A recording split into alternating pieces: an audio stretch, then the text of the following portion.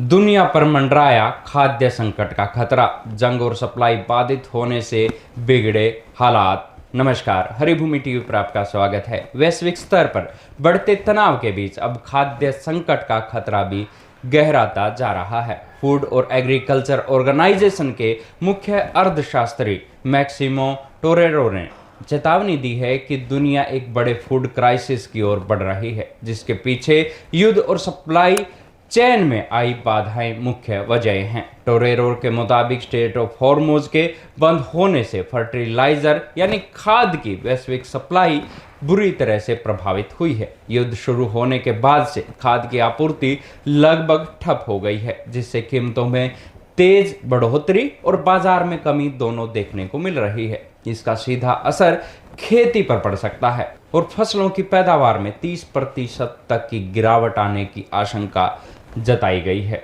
उन्होंने कहा है कि हालात इसलिए और भी गंभीर हो रहे हैं क्योंकि एशिया में बुआई का समय निकल चुका है।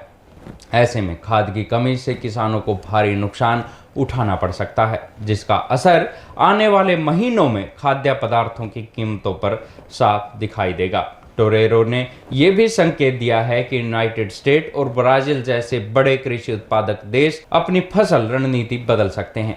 गेहूं और मक्का के बजाय सोयाबीन की खेती बढ़ने से अंतर्राष्ट्रीय बाजार में संतुलन और बिगड़ सकता है। पिछले 24 घंटों के बड़े अपडेट्स क्या हैं?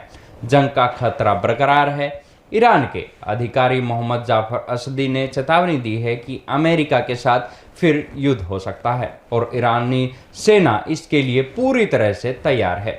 जहाजों ने रास्ता बदला। अमेरिका का दावा है कि पिछले 20 दिनों में 48 जहाजों ने दबाव के चलते ईरानी बंदरगाहों से अपना रूट बदल लिया है। हॉर्मुज खोलने का प्रस्ताव। ईरान ने अपने नए प्रस्ताव में पहले हॉर्मुज जल क्षेत्र खोलने और अमेरिकी नाकेबंदी खत्म करने की बात रखी है, जबकि परमाणु मुद्दे पर बातचीत बाद में करने की बात कही है। अमेरिकी ठिकानों को नुकसान। CNN की जांच के अनुसार संघर्ष के दौरान मिडिल ईस्ट के 8 देशों में 16 अमेरिकी ठिकानों को नुकसान पहुंचा है, जिनमें से कई अब उपयोग योग्य नहीं रह गए हैं। क्यूबा पर बयान।